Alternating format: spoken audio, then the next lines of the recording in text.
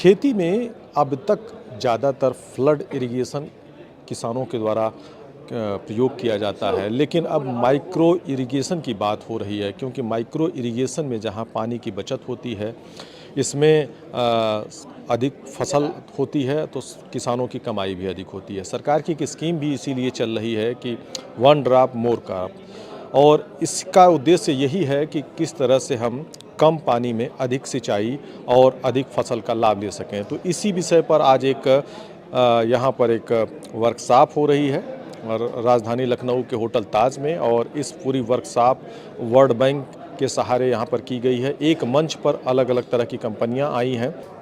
Micro irrigation में बहुत लोग काम करते हैं, तो उनमें सामंजस्य या उनमें कोऑपरेशन या कोलैबोरेशन का अभाव है, जिससे उसका प्रभाव जितना अच्छा होना चाहिए वो नहीं हो पा रहा है।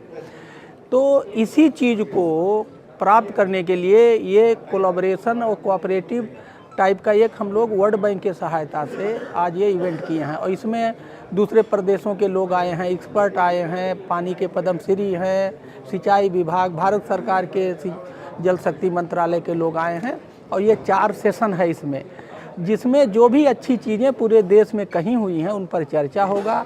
हमारे सभी लोग सीखेंगे और उससे सीख करके माइक्रो इरिगेशन को साथ मिलके, अभी सब माइक्रो इरिगेशन में अलग अलग काम कर रहे हैं, सब लोग साथ मिलके सबकी ऊर्जा एक साथ आकर के काम किया जाएगा, तो इससे वाटर यूज इफ़िशियंसी बढ़ेगी और कम सिंचाई, कम पानी में ज़्यादा सिंचाई होगा, ज़्यादा उपज होगी और ज़्यादा कमाई होगी। ये उद्देश्य है।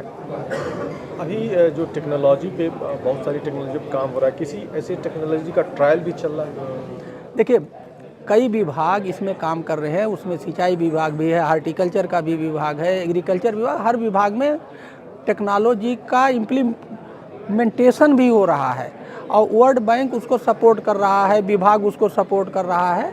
तो टेक्नोलॉजी के यूज पे और ज़्यादा करने की ज़रूरत है, और बहुत जगह पे जो आपका क्वेश्चन है हो भी रहा है।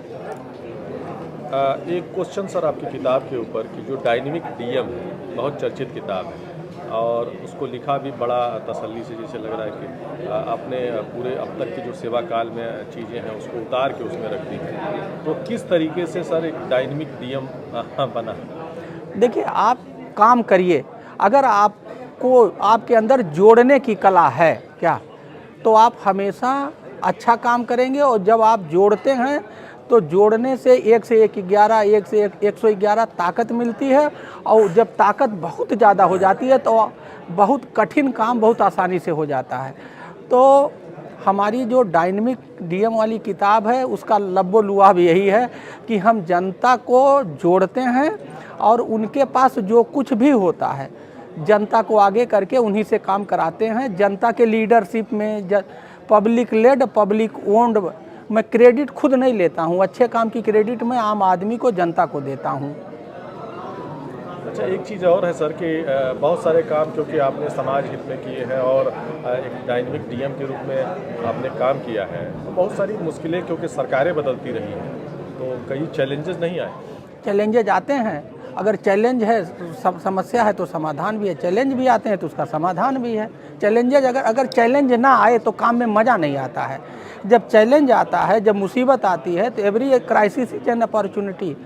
जब कोई क्राइसिस आती है तो हम सोच रहे हैं कि वो हमें हराने आया है या हमें दुख देने आया, मैं ये नहीं सोचता हूँ।